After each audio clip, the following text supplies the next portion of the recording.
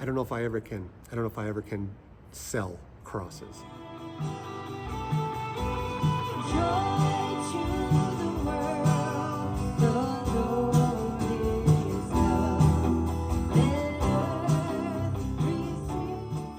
This cross is my favorite by far. Hey, by the way, how you like the copper? You like the new church emblem over here? And I was inspired when I built it. Well, Tillman did a wonderful job.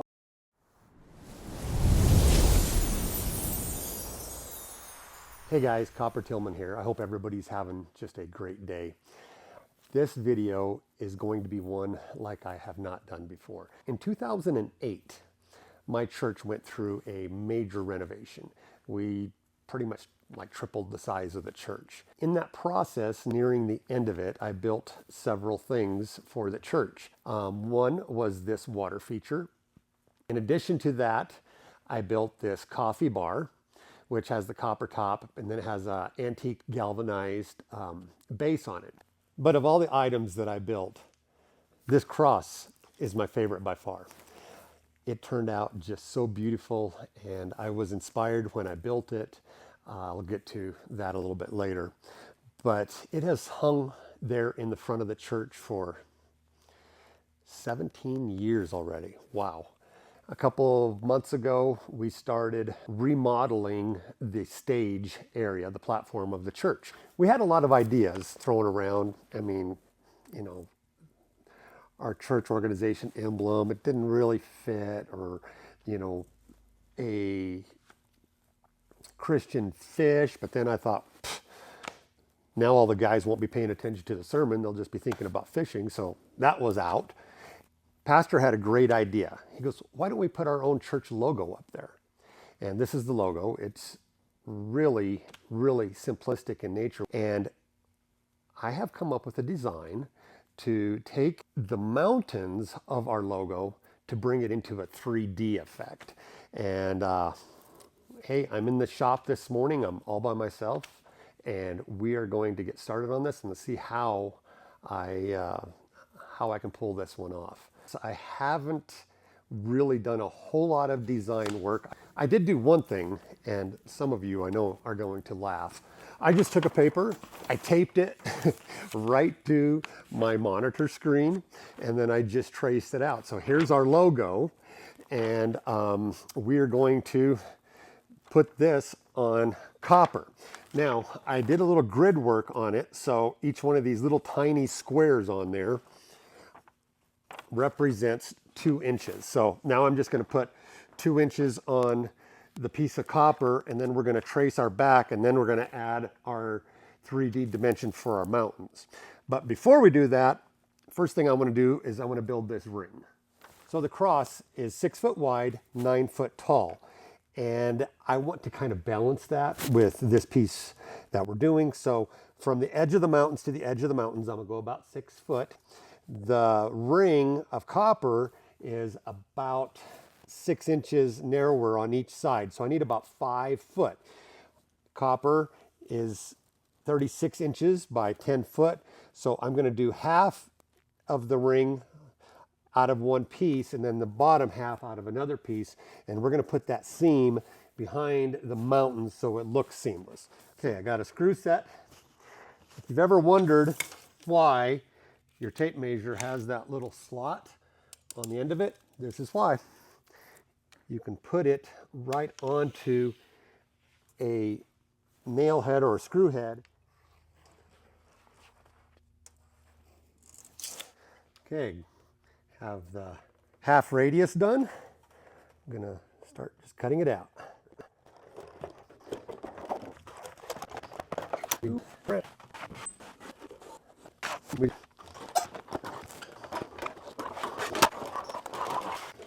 All right, I got half of the ring cut out. I'm just going to use this as a template for my other side. And can you believe that just the rings you have to have a full sheet of copper for? I'm just going to trace this out.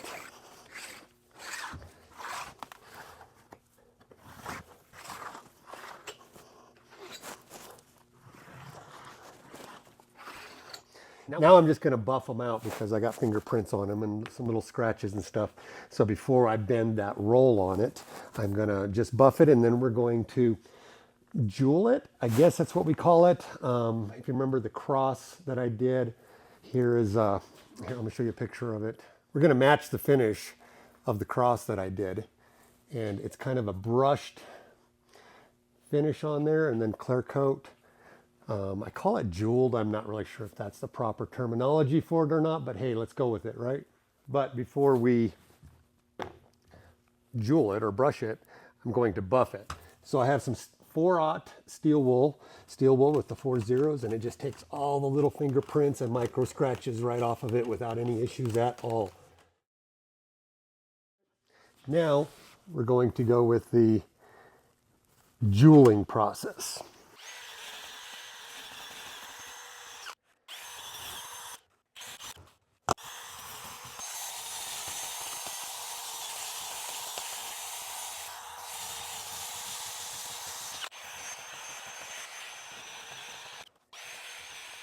Wow, look at that. Look what a difference it makes to that finish. Look at how the light catches it. Isn't that crazy? I just love this finish. I've got this cardboard laid down here, and we're just going to put it on the table. And this is our edge roller.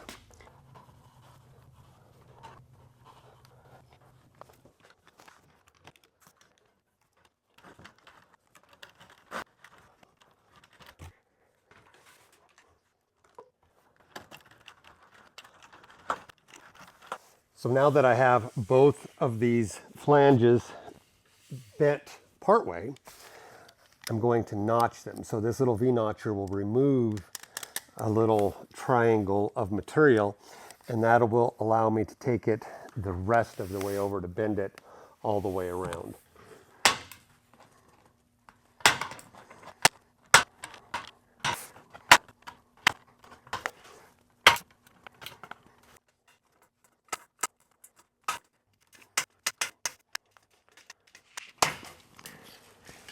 Whew. Yes, I need carpal tunnel surgery after years of that. Wow. Now I need to roll these fingers over, but I need to make it a very, very smooth line so it doesn't show any wrinkles here on the face of it.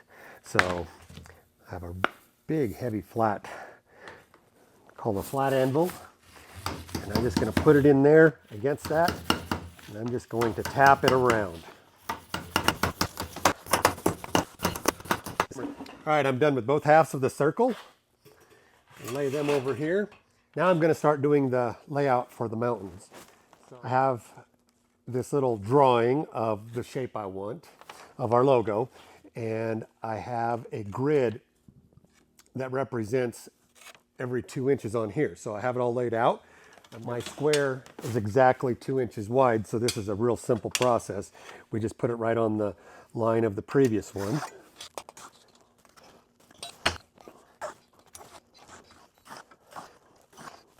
All marked one direction. Now I got to mark the 2-inch marks this way. I'm going to come off a 1/2 inch because I'm going to bend a little stiffening rib on it. And by the way, this is just the backing for the mountains. The mountains are actually going to be 3-dimensional. So this is just the backing. And I used what we had left over from doing the circles. So I don't have to worry about all these marks on here because it'll all be covered. What do you know? Something I learned in grade school art class is actually useful.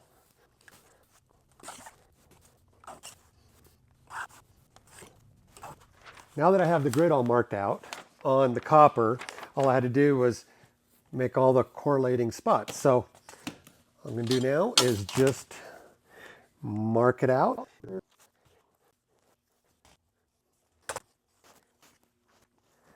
There is the silhouette of our logo. All I have to do now is just cut all these Sharpie lines out, and we will have our mountain silhouette.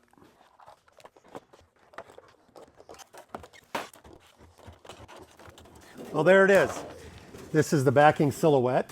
Now we're just going to have to build the mountains, and they're going to be in a 3D, going to come out each one of these. So coming along.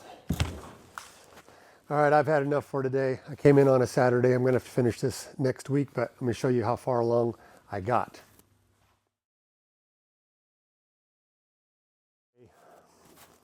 Well, it's been 2 weeks since I was last working on this, but I believe I have it dialed in. I'll spare you all of the time-consuming parts of how I made the mountains, but I will do the last one for you and show you how I did it. It just took me a while to get the technique. So basically, here's how we're going to do it. Remember, I had the silhouette of the mountains, but I want to make them 3D. So we'll start with, I made a piece like this, and it's just going to slip onto my form. The next one does the same thing. We're going to slip it on, and it interlocks with the other one. So now see how I have kind of a 3D thing going on here.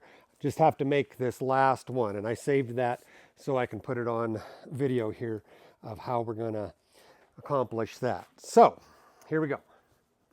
Last mountain to do. Now that I have the final mountain kind of in place, what I'm going to do is the edge of the mountain is going to be right in here. Here's the peak. So I'm just going to lay this as a visual. Now I need to determine where it would look best to have this ridge peak, on these. This one is kind of flared a little bit that way. This one's a little bit less. So I'm thinking about going just slightly past vertical on it. So I'm going to lay this in here as a visual. Yeah, I think I like that right there. So I'm just going to cut a little notch right here. So when I put it in the brake, I'll know exactly where to put that ridge line. All right, let's take it over to the brake and put a bend in it. So the back side of the mountain, right here's the peak, and right here's that little notch that I made. So we're going to put it in here like this. I'm going to take it to that notch, take it to the peak. That looks pretty good.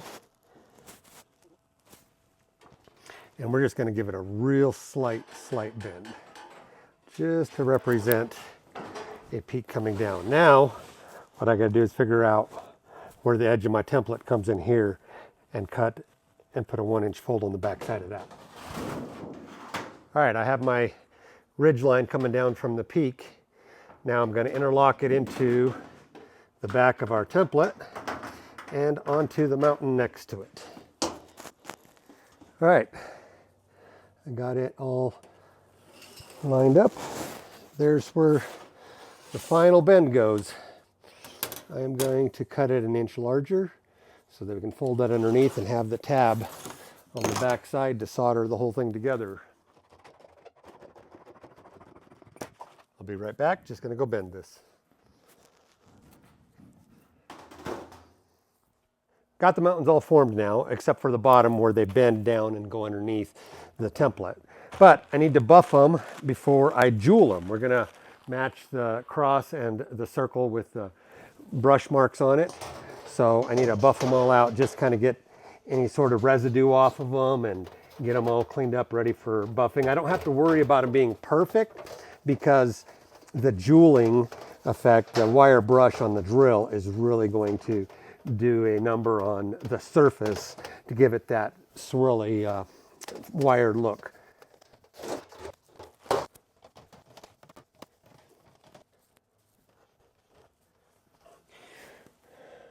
Okay, have it all buffed out. Now we're going to jewel it. To jewel it, we're just going to take a drill, put it on the high setting with a wire cup brush on it, and we just go at it.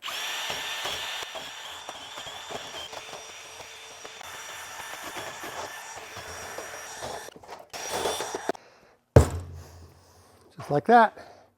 Oh, missed a spot.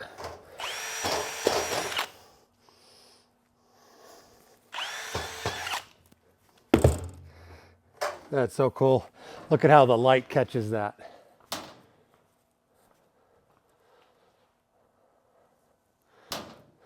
Pretty cool, huh? All right, got one of them done. 2 more to go.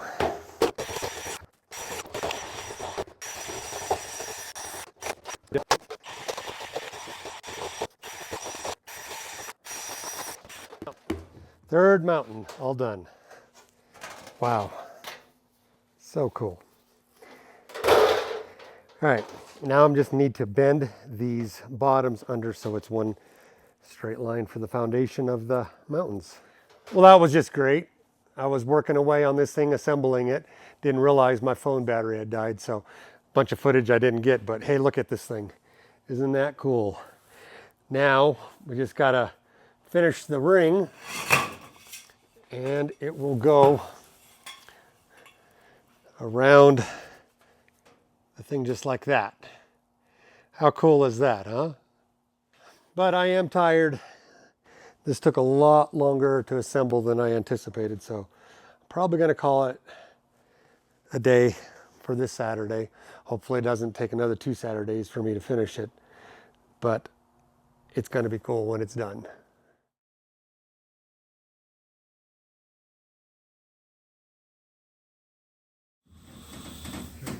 So we're done. I'm just finishing buffing it out, and then we're gonna clear coat it, and then we go hang it.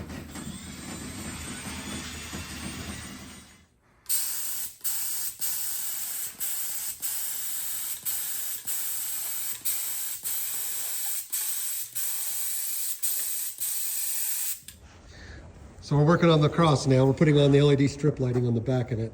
This is gonna make it pop like crazy.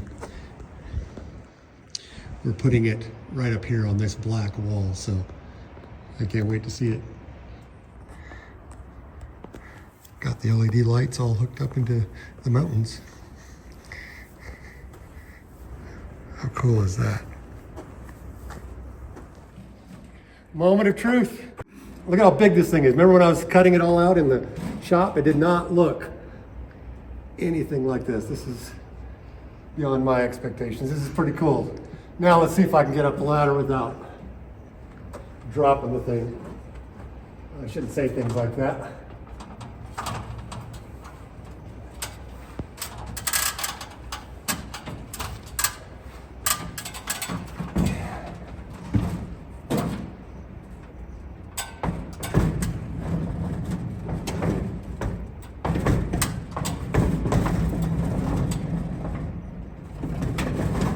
Come on, baby.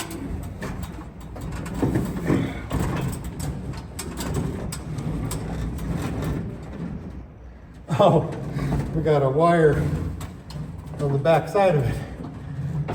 Nice. There we go. Oh.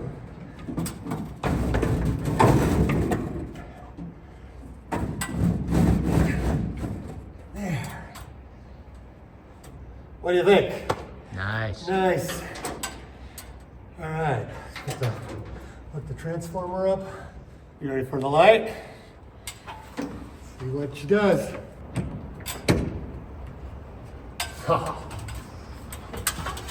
Oh my word. Nice.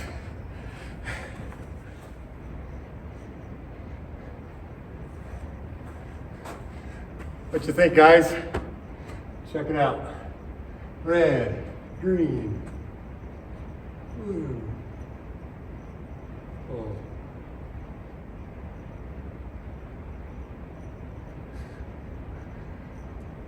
It's almost Christmas time, so hey, let's go with green. There you go.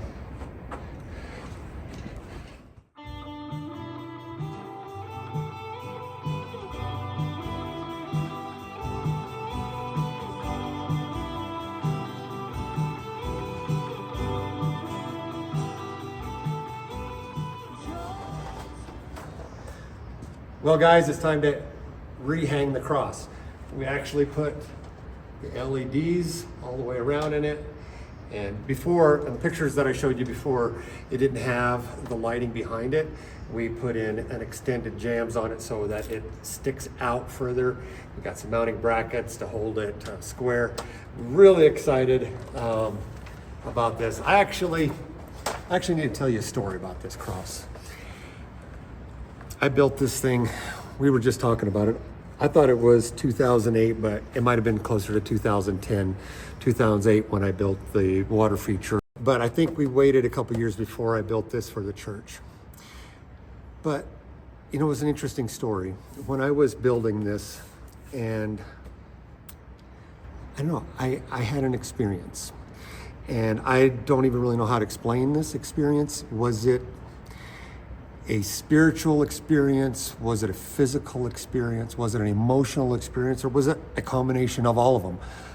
I don't even really know to this day. But when I had the framing done, I didn't have the copper on yet. I just had this shape. I mean, look at the way these points come out and everything. I had this shape and it was laying on my workbench in the shop. And I looked down on it and all of a sudden I was just filled with this emotion that I can't explain to this day. It was so intense. I mean, I know this isn't anything like the cross that our Savior was crucified on, but the beauty of the shape of this one, it brought me to the thought process of, you know, the symbol of it. This is a symbol of what my Savior did for me. And you know, it's not just about the future. It's not just about, I'm going to live in heaven forever. Yes, that's great. But here on this earth, the joy, the satisfaction of life, I'm not chasing all this stuff because I know what Christ did for me on this cross. When this happened, I told myself, I don't know if I can ever sell crosses, because it was like this sacred moment to me. It's like, I can't make a profit off of this. Over the years, I've been challenged by this because I've had people tell me, are there other people that are missing out on a blessing because you have to make a living? You have to do this thing, you know, you have to make bills. And if you're only building crosses when you can afford to give them away by not doing as part of your business, is there people that are missing out? And you know, I've thought a lot about that, and I have really been challenged by that, and I still don't have an answer. I don't know, what do you think? Leave me a comment. I mean, it is so incredibly personal to me. I don't know if I ever can sell crosses. But you know what? Who knows? The time comes, the right thing comes along, maybe. But for now, I'm gonna rehang this one, and I'm gonna sit here in my church every Sunday and look up at it and just be blessed. I'm so thankful. But let's hang this thing.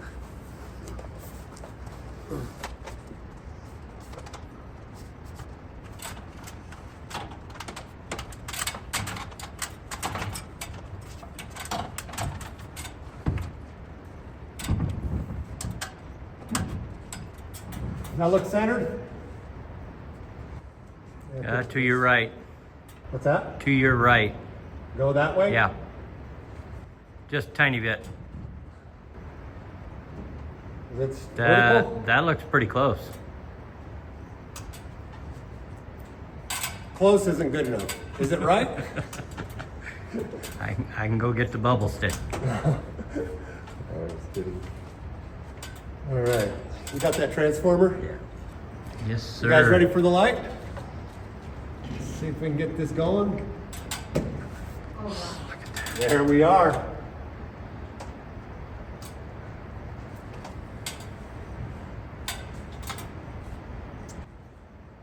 Very cool. What do you guys think? Very good.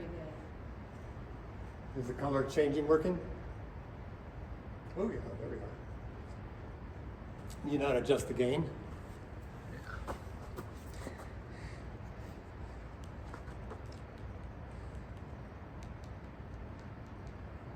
There you go.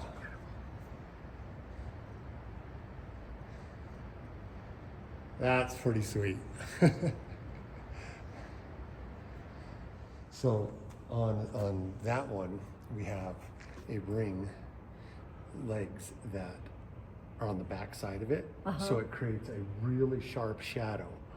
See that sharp shadow? So it creates that, almost like it gives it a really super 3D effect because it's not washing out. It's really showing the shape of it. So that looks crazy good because the copper itself is, wow, look at that. The copper, you got the points, right? Which is super, super defined, but the light behind it is really, really almost shaped more like a traditional cross. Yeah. That's cool.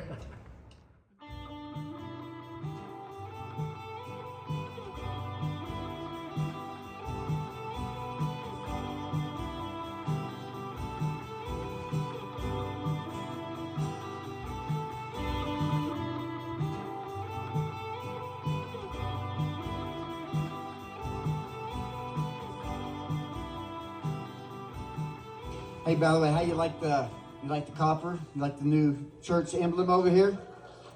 Yes. Well, Tillman did a wonderful job on it. And by the way, if you are interested, that kind of really sets things off. It almost finishes some of the platform. We've been waiting, and I tell you, it's been well worth the wait. If you want to know how he did it, he's putting it on YouTube, on his YouTube channel at Copper Tillman. And you can do a search on Copper Tillman, and there's only one that I know of. So.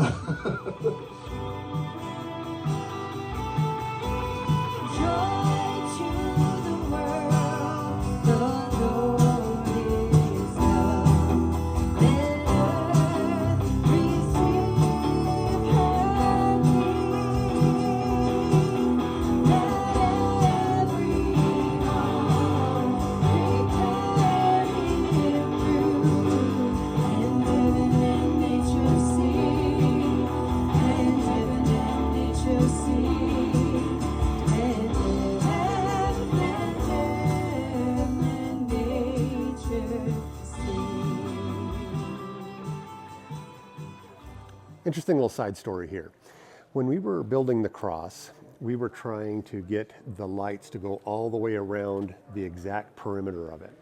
Well, we came up a little bit short. We were trying to run jumper wires and nothing was working. So I think a God thing happened actually. Harlan went back and got another coil, 10 o'clock at night, 9:30 at night, and we routed it. But here's the thing. The lights were 24-foot long LED strips, and which is not enough footage to go exactly to the point of the cross. So we actually stopped it short, and the effect was unintended, but it turned out amazing. So look at this. Look at how we have the light stopping before the points start. If you want to check it out, right here, you notice the light stops, and we have the points of the cross coming down into the black. And when you step back a ways and look at the whole thing from a distance, here's what it says to me. It is a traditional shaped cross in the light. So it's like our history. It's like the old cross is back there and we have the modern up front. I don't know if you guys see it that way, but that's how it spoke to me. And I just think I think it's incredible.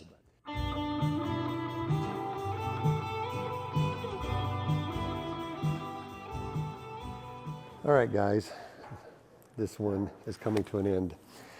It has been an absolute pleasure for me to do this one. It has been so special, as you could probably pick up on, really from the heart.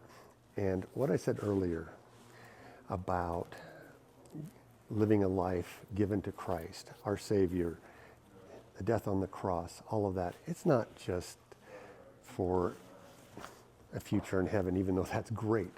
It's for here on earth.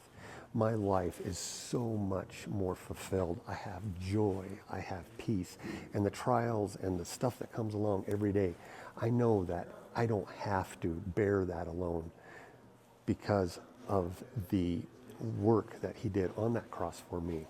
So if you don't have that experience in your life, if that's something that really you're intrigued about, please reach out to a pastor, reach out to somebody, even reach out to me. I'd be more than happy to communicate with you about it. But this video is done, and like always, eyes high, copper proper.